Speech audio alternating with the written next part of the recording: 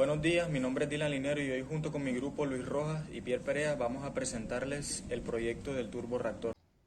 El presente proyecto se basa en la realización de un mini turborreactor para poder entender su funcionamiento y a su vez la eficiencia de este, para así poder entender si el uso de este tipo de motores es viable en el desarrollo de distintos medios de transporte.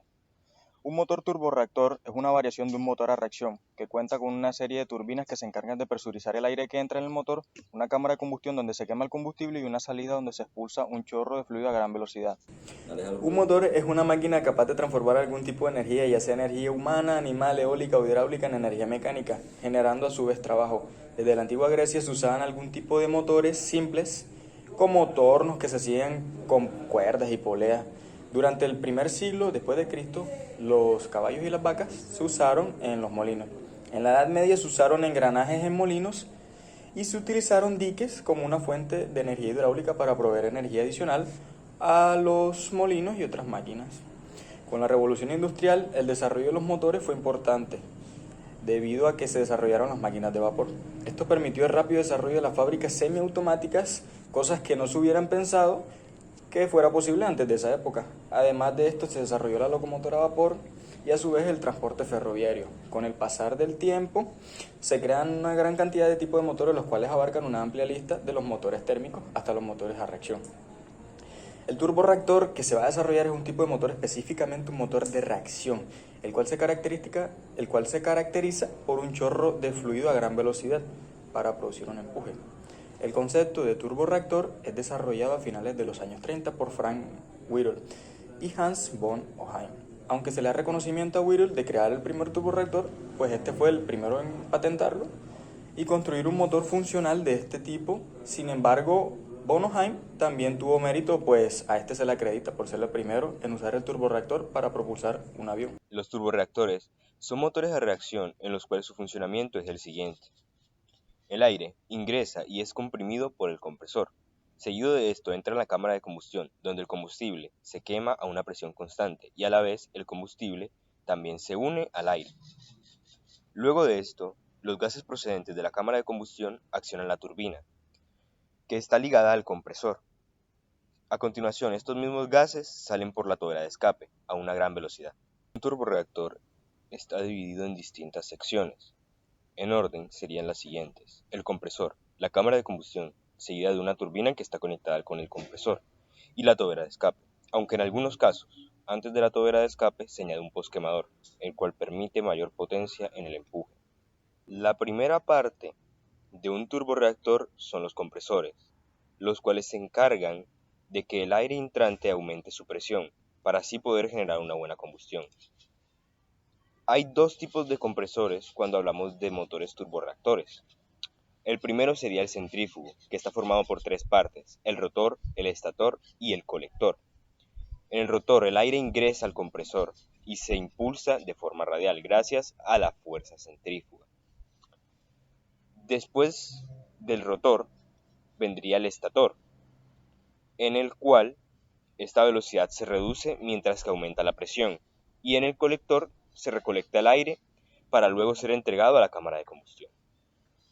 El otro tipo de compresor es el compresor axial, en el cual el aire fluye en la dirección del eje y está formado por dos cosas: álabes móviles y álabes fijos. Los álabes móviles son álabes del rotor que están unidos al eje por medio de un disco, mientras que los álabes fijos son álabes del estator que están acoplados a la carcasa del compresor. El aire es tomado por el conjunto de álabes móviles e impulsado hacia atrás en sentido axial y entregado al conjunto de álabes fijos con mayor velocidad. Cuando el aire pasa por los álabes, aumenta considerablemente la velocidad en la parte convexa y luego se reduce al seguir hacia el borde de la salida, lo que produce un aumento de la presión debido a la velocidad de la corriente. La cámara de combustión se ubica después de los compresores. En esta, el aire del compresor, que gracias a los mismos posee una alta presión, es mezclado junto al combustible y luego es quemado. Gracias a esto se produce un incremento en la temperatura del gas. El aire que sale después de la combustión se divide en dos flujos: el primario, que es la parte que se quema junto al combustible, y el secundario, que entra por los orificios de la pared de la cámara de combustión y así mantiene una baja temperatura centrando la llama y combinándose con los productos de la combustión. Esto hace que disminuya la temperatura del flujo que va a la turbina. La turbina y la tobera. En este punto, los gases que se originan en la cámara de combustión con elevada presión y temperatura pasan por la turbina, que consta de dos conjuntos, estator y rotor. La energía remanente que posee el gas cuando sale de la turbina se emplea para producir trabajo útil en la tobera de escape del motor, donde se consume impartiendo una aceleración muy fuerte de los gases. El ciclo Brayton es un ciclo termodinámico consistente que consta de las siguientes etapas: una etapa de comprensión adiabática, una etapa de calentamiento isobárico y una etapa de expansión adiabática de un fluido termodinámico comprensible. Cabe resaltar que el término de un proceso adiabático se refiere a un proceso en el que no hay cambio de temperatura o intercambio de la misma, mientras que un procedimiento isobárico hace referencia a un proceso en el cual la presión se mantiene constante. El ciclo Brayton consta del siguiente funcionamiento. En el compresor, el gas es comprimido a una presión y temperatura mayores. En la cámara de combustión, el combustible arde a presión constante, creando energía calorífica, pasando a la turbina, donde la energía interna de los gases de combustión se transforma en energía cinética. Luego de esto, la turbina permite que se genere energía que es utilizada por el compresor. El resto de la energía que es creada se utiliza para el empuje de la aeronave. Demonios, me asustaste. No te había visto. Ya que estás ahí, déjame te cuento un momento sobre los turborreactores y cómo vamos a realizar nuestro proyecto. Verás, es muy sencillo. Los turborreactores consisten en un compresor que ingresa aire hasta una cámara de combustión. En esa cámara de combustión, el aire se quema con un combustible. Luego de haberse quemado, el aire adquiere presión y temperatura. En ese momento, el aire pasa hacia una turbina. En la turbina se le resta algo de esta temperatura y de su energía para posteriormente ser utilizada para mover el compresor. En ese momento, todos los gases calientes y a alta presión pasan hacia una tobera, donde se les da escape. En este lugar es donde se genera el mayor empuje del motor. Bueno, te diré, nuestro proyecto consiste en precisamente crear un turborreactor. Para eso tendremos que hacer primero una carcasa. Con esta carcasa se monta la base del turborreactor. Luego se procede a realizar lo que son los álabes del compresor y de la turbina, ya que son el factor más importante para determinar la eficiencia de nuestro motor y su funcionamiento, por ende. Además de esto, habría que añadirle los inyectores de combustible, ya que estos son los que permiten la entrada de combustible hacia la cámara de combustión. Y sin estos no se podría dar la combustión, porque ¿cómo hay combustión sin combustible? Luego, solo faltaría el toque final, moldearle una tobera. Por allí todos los gases saldrían en un escape. Es importante que la tobera sea de un material que resista altas temperaturas, preferiblemente acero, ya que esta es la parte donde más calor habrá en el motor, y por ende si no resiste esta temperatura podría llegar a fundirse, provocando un fatídico final para nuestro experimento. Verás, la idea del diseño de este proyecto es utilizar materiales que podamos encontrar de manera relativamente sencilla para poder armarlo. En nuestro caso, decidimos utilizar tubos de acero y vasos de acero también, conocidos como vasos de electroplata. Estos se soldaron entre sí para formar una carcasa. Posteriormente, decidimos utilizar láminas de acero para poder moldear los álabes de la turbina, tanto de ellas como del compresor. Entonces, se utilizaron ciertas herramientas para poder darle forma a ello.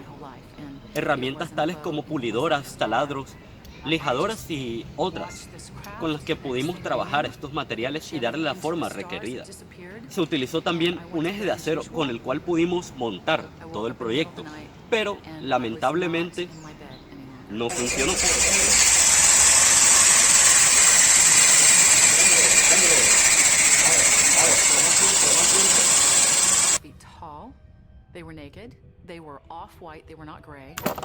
Verás, a pesar de eso no nos rendimos y por lo tanto decidimos mejorar nuestro producto utilizando un turbo de carro. No te imaginas lo difícil que fue conseguirlo. El turbo de carro vendría funcionando de manera similar a un turborreactor, pero sin la parte de reactor. El turbo consta de dos tipos de turbina, una turbina compresora y otra alimentadora. La turbina compresora se encarga de ingresar aire a través de una tobera. Esta tobera se supone que debería ir hacia la entrada de aire del carro, lo que le daría potencia. Esta, a su vez, va alimentada por la turbina alimentadora, que en el carro utiliza los gases de escape de este para mover la turbina compresora. Como podemos observar de la descripción anterior, es algo muy similar a nuestro turborreactor. Lo único que vendría faltando sería la cámara de combustión. Y aquí es donde entra esto. Verás, podemos utilizar un extintor como cámara de combustión, acoplando a la turbina de alimentación y la turbina de compresión. La turbina de compresión le mandaría a través de un tubo el aire al extintor, donde lo utilizaríamos como cámara de combustión y quemaríamos con el combustible ese aire. Luego, esos gases calientes que se quemaron en el extintor saldrían a través de otro tubo a la turbina alimentadora. Esta generaría movimiento que movería la turbina compresora y por ende habríamos logrado mantener un sistema autosustentable, donde entraría aire por la turbina compresora, llegaría a la cámara de combustión, que vendría siendo este extintor, donde se quemaría con combustible, y por otro tubo de salida llegaría a la turbina alimentadora, donde parte de esos gases serían utilizados para moverla y por ende generar movimiento en la turbina compresora. El resto de gases saldría por el escape de la turbina alimentadora. Y esto es virtualmente un turborreactor.